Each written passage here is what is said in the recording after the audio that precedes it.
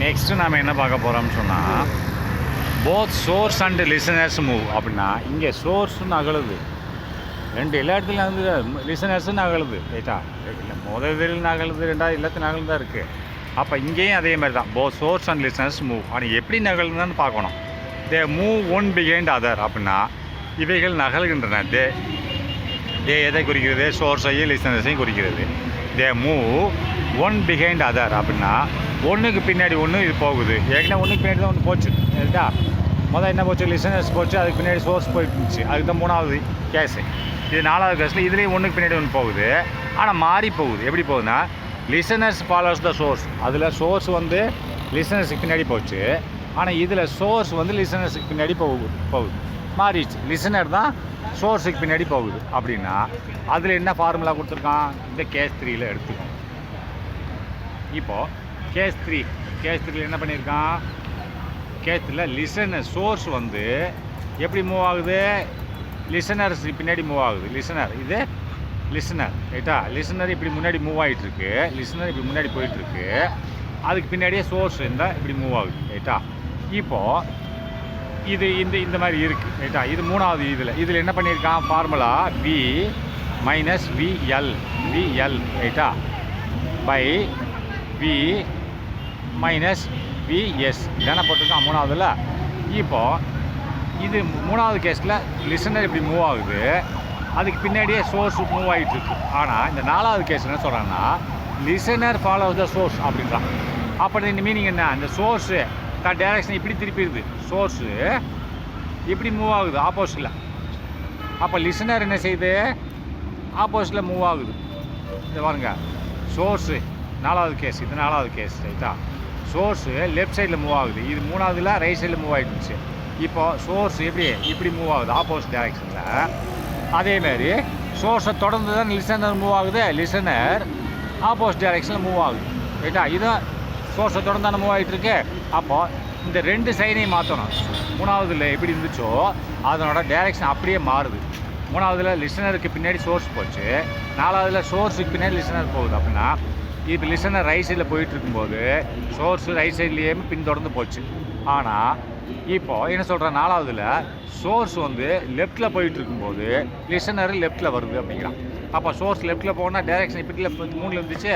இப்போ இப்படி 4ல் இப்படி மாறுது. அப்படின்னா அது என்ன டைரக்ஷன் இருந்துச்சோ அதை மாற்றணும்.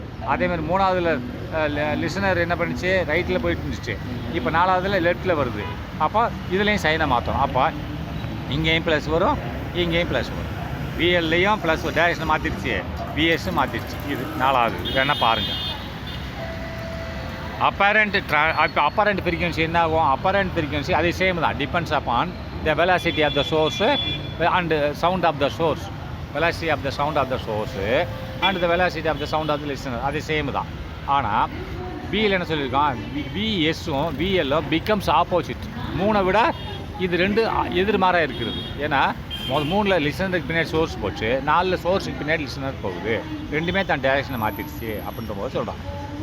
VS and VL becomes opposite to that in case 3. Case 3ல் இருக்கிற மாதிரி இது ஆப்போசிட் டைரக்ஷனில் போகுதுன்றான். அந்த சைனை மாற்றிட்டானா அந்த பாருங்கள்.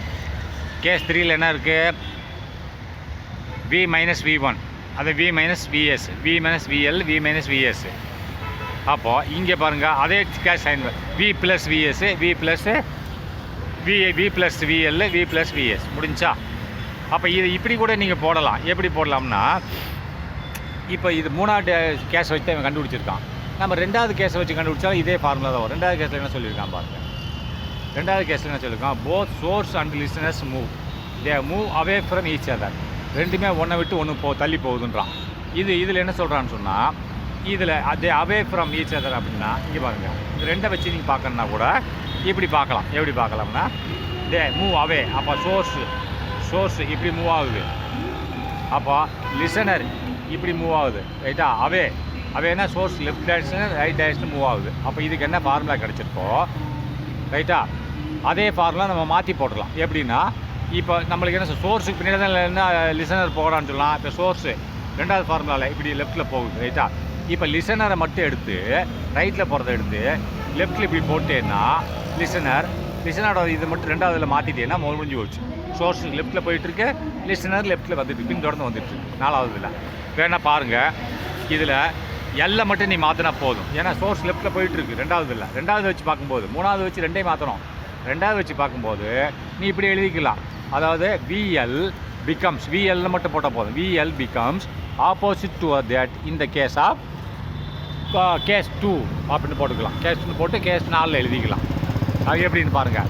இந்த ரெண்டாவதுல எஸ் லெஃப்ட்டில் போகுது, ரைட்டில் எல் வருது. ஆனால் எல் எப்படி நாலாவதுல எப்படி போகணும், எஸ்ஸுக்கு பின்னாடி போகணும். அது இந்த டேரக்ஷன் நான் மாற்றி இப்படி போட்டால் அப்போ எல்லை மட்டும் மாற்றினா போதும். பாருங்கள், எல்லை மட்டும் மாற்றிருப்பாங்க. இதில் இந்த இருக்கு இல்லையா, எல் தானே மாதிரி இருக்குது. இந்த வி ப்ளஸ் விஎல் இந்த வி மைனஸ் விஎல் போட்டிருக்காங்கல்ல, வி ப்ளஸ் விஎல் போட்டால் போதும். கீழே ஏற்கனவே ப்ளஸ் இருக்குது. அதான் நாலாவது ஈக்குவேஷன் வந்துருக்கு. நீ மூணாவது ஈக்குவேஷன் கம்பேர் பண்ணாலும், நாலாவது ஈக்குவேஷன் ரெண்டாவது கம்பேர் பண்ணாலும் நாலாவதில் சேம் தான். அப்போ அஞ்சாவது சோர்ஸ் ஃபஸ்ட்டு ரெஸ்ட். சோர்ஸ் வந்து போகலை, நிற்கிது. இப்போ லிசனர் மூவ்ஸ், லிசனர் வந்து போகுது. ஆனால் ஒன்று சோர்ஸை நோக்கி வருதா இல்லை சோர்ஸ் வந்து வெளியில் போகுதான்னு தெரியல. டுவேர்ட்ஸ் த சோர்ஸ், டுவேர்ட்ஸ் த சோர்ஸை நோக்கி வருதுன்றான். அப்போ ஒன்றாவது ஈக்குவேஷன் தான் நீ எடுத்து பார்க்கணும். எப்படின்னா இங்கே வருங்க, ஒன்றாவது ஈக்குவேஷனில் ஒன்றும் சோர்ஸும் மூவ் ஆச்சு. சோர்ஸ் இது லிசனர், ரெண்டுமே ஒன்றுக்குள்ள ஒன்று மூவ் ஆச்சு. ஒன்றுக்குள்ள ஒன்று சோர்ஸ் லிசனர் நோக்கி போச்சு, லிசனர் சோர்ஸை நோக்கி போச்சு. இப்போ அஞ்சாவதுல என்ன சொல்கிறான், சோர்ஸ் அட் ரெஸ்ட். இது போகலை. ஒன்றாவதுல போயிட்டு இருந்துச்சு, இதே சோர்ஸ் எல்லை நோக்கி போச்சு, எல் எஸ்ஸை நோக்கி போச்சு. ஆனால் அஞ்சாவதுல சோர்ஸ் அட் ரெஸ்ட், இது ரெஸ்ட்டில் இருக்குது.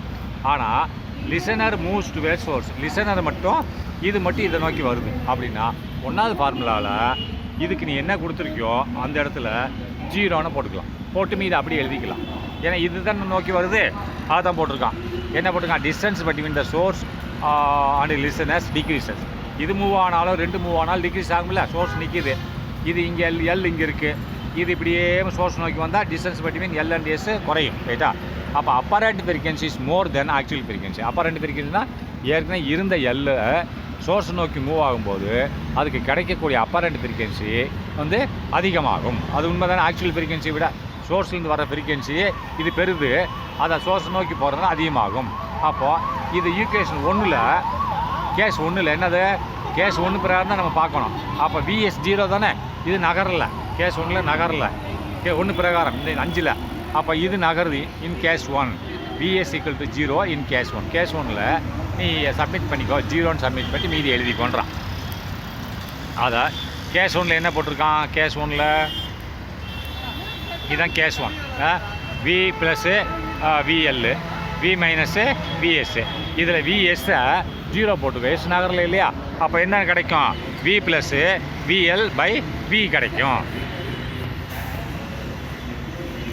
இந்த போட்டால் பாருங்கள், V plus VL by V. ரைட்டா? இது 5. அடுத்து 6 சோர்ஸ் அட் ரெஸ்ட்டு. சோர்ஸ் ரெஸ்ட்டில் தான் இருக்குது. ஆனால் listener moves away from the source. ஆனால் சோர்ஸை விட்டு வெளியில் போகுது, அதுக்கு எதிர்மாறா 5க்கு எதிர்மாறு. ரைட்டா? இங்கே பாருங்க, இது சோர்ஸு, இது லிசனர், இது ரெஸ்ட்டில் இருக்குது. ரைட்டா? Source rest. முதல்ல 4 என்ன வந்துச்சு, சோர்ஸ் நோக்கி வந்துச்சு. ரைட்டா? இப்போது லிசனர் சோர்ஸ் நோக்கி வந்துச்சு. அதை ஃபார்முலா எழுதிட்டோம். அதாவது வி ப்ளஸ் விஎல் பை வின்னு போட்டோம். இப்போது இது இதில் 6வதுல இப்படி போகுது, சோர்ஸ் நோக்கி வரல, சோர்ஸ் வந்து வெளியில் போகுது. அப்போ ஆப்போசிட் டைரெக்ஷனில் போகுது விஎல். ரைட்டா? அதே இதில் 5வது ஃபார்முலாவில் நீ என்ன எழுதுனியோ அதில் எல்லுக்கு முன்னாடி ஆப்போசிட் டைரெக்ஷனில் போட்டுக்கோ. சோர்ஸ் ரெஸ்ட்டு தான் இருக்குது. 5வது ஃபார்முலா ரெஸ்ட் தான், 6லையும் ரெஸ்ட் தான். ஆனால் அதில் என்னாச்சு, லிசனர் வந்து மூவ்ஸ் டுவேர்ட்ஸ் இப்படி வந்துச்சு. ரைட்டா? அதனால் அந்த ஃபார்முலா வந்துச்சு, V plus V L by V வந்துச்சு. ஆனால் இப்போது எதிர்த்து போகுது அப்படின்னா அந்த சைனை மட்டும் மாற்றிக்கணும், விஎல்லோட சைனை மட்டும் மாற்றிக்கணும். ரைட்டா? அப்போ தான் சொல்கிறான் VS equal to 0 in case 2. Case 2ல் விஎல் ஈக்குவல் டு 0. இப்போ கேஸ் 2 எடுத்துக்கிட்டான், நான் கேஸ் 5 எடுத்துக்கிட்டேன். 2 ஒன்று தான். இப்போ கேஸ் 2 எடுத்துக்கிட்டேன்னு என்ன ஆகும் தெரியுமா, இவன் எடுத்துக்கிட்ட பிரகாரம் கேஸ் 2 எடுத்து காமிக்கிறேன். கேஸ் 2ல் என்ன சொல்லுது, ரெண்டுமே வெளியே விலகி போகுது. ரைட்டா? ரெண்டுமே விலகி போகுதுன்னு சொல்லி வரும்போது எது கேஸ் 2ல் இதுவும் விலகுது அதுவும் விலகுது. அப்போது நீ என்ன பண்ணணும், இங்கே பாருங்கள், அங்கே விஎஸ் வந்து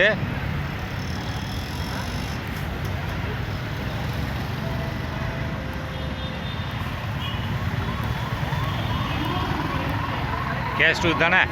கேஸ் டூவில் என்ன சொல்லியிருக்கான், they move away from each other, ரெண்டுமே ஒன்றுக்குள்ள ஒன்று பிரிஞ்சு போயிடும். அப்படின்னா V minus VL V plus VS, ரைட்டா. இந்த ஃபார்முலாவில் இப்போது என்ன சொல்கிறான், ரெண்டுமே பிரிஞ்சு போயிடுதுன்றான். ஆனால் எஸ் வந்து அப்படியே நிற்கிது, விஎல் மட்டும் என்ன ஆகுது, வெளியில் போகுதுன்றான், ரைட்டா. கேஸ் டூவில்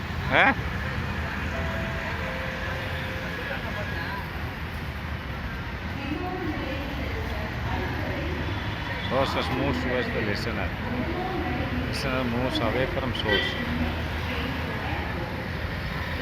Listeners moves away from source, right? Listeners moves away from source னு வரும்போது இன் கேஸ் டூவில் வந்து நீ என்ன பண்ணால் விஎஸ்க்கு 0 போட்டுக்கணும். ஏன்னா விஎஸ் நகரல, ரைட்டா.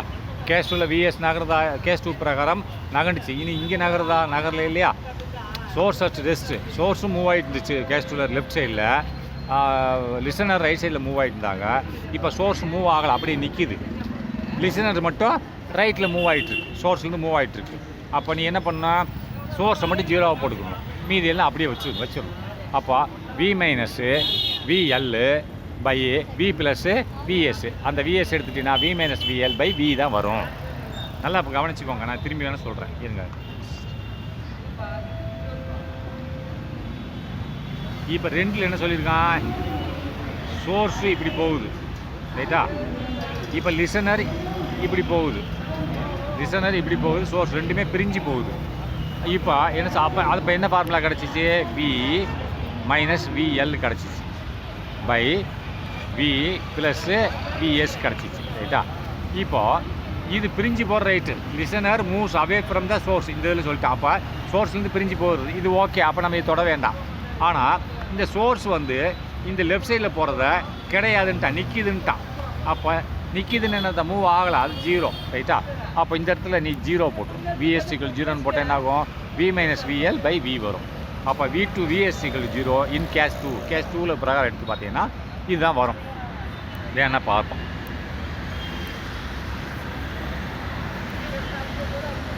இந்த அதை தான் போட்டிருக்கான், வி தான் போட்டான், ரைட்டா.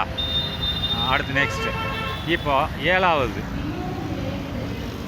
என்னது, லிசனர் அட் ரெஸ்ட். இப்போ லிசனர் வந்து ரெஸ்ட்டில் இருக்கான். Source moves towards the listener, source வந்து லிசனரை நோக்கி போகுது, ரைட்டா. அப்போ இது கேஸ் 1ல் பார்ப்போம், கேஸ் 1 பிரகாரம், ரைட்டா. இப்போது கேஸ் 1 எடுத்துக்கோங்க. கேஸ் 1ல் என்ன இருந்தது, கேஸ் 1ல் சோர்ஸும் மூவ் ஆச்சு, லிசனரும் மூவ் ஆச்சு, ரைட்டா. இப்போ இவன் என்ன சொல்கிறான், லிசனர் அட்ரஸ், லிசனர் வந்து நிற்கிறார். ஆனால் சோர்ஸ் மூவ் ஆகுது, எதை நோக்கி மூவ் ஆகுது, லிசனர் நோக்கி மூவ் ஆகுது. அப்படின்னா அந்த கேஸ் 1 பிரகாரம் 1 0 போட்டு சரியாக போச்சு. இப்போ இது லிசனர் கேஸ் 1ல் லிசனர் மூவ் ஆகுது, சோர்ஸு ஒன்றுக்குள்ள ஒன்று நேராக மூவ் ஆகி வருது. ஆனால் அதில் லிசனர் வந்து இவன் என்ன பண்ணிட்டான், சோர்ஸ் லிசனர் ரெஸ்ட்டு, லிசனர் வந்து ரெஸ்ட்டில் போட்டான், மூவ் ஆகலை. ஆனால் சோர்ஸ் மட்டும் லிசனர் நோக்கி மூவ் ஆகுது, ரைட்டா. அப்படி இது லிசனர் 0, கேஸ் 1ல் 0 போட்டேன் லிசனருக்கு, மீதி அப்படியே போட்டுக்கொண்டான். அதுதான் இப்போ கேஸ் 1ல் என்ன formula, V plus VL by V minus VS தானே.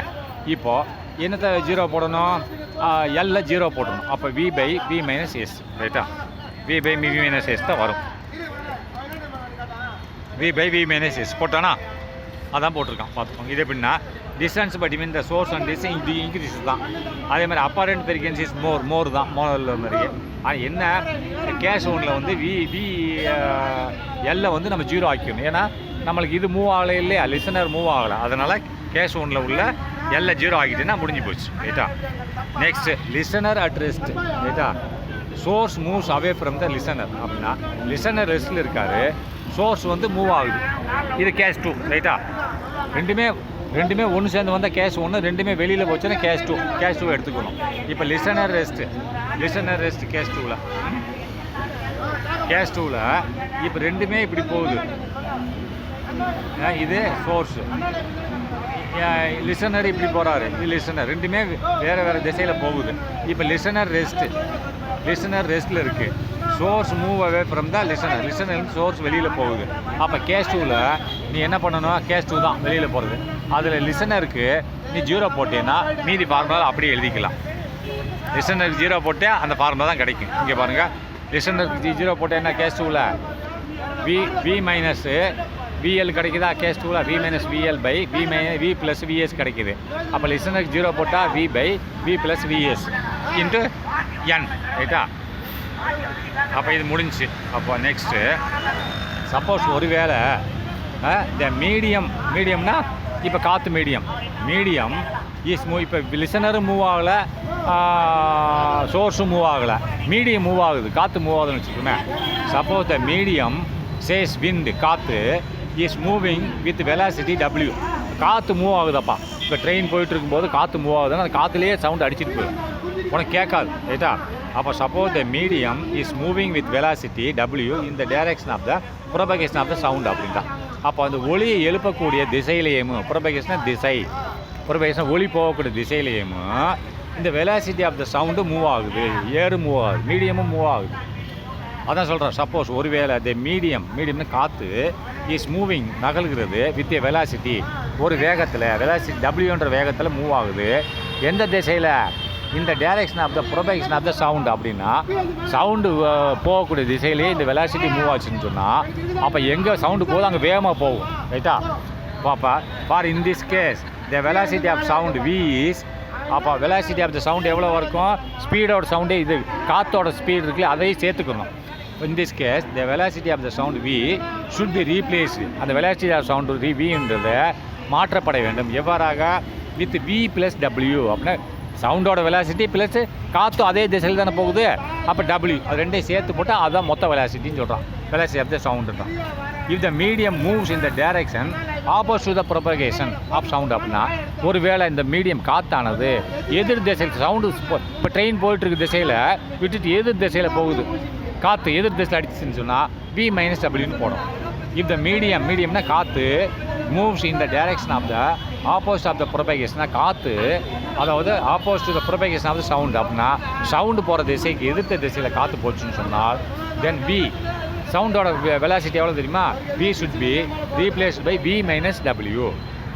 இவ்வாறாக குறிக்கப்பட வேண்டும். சரியா? இதை புரிஞ்சுக்கோங்க.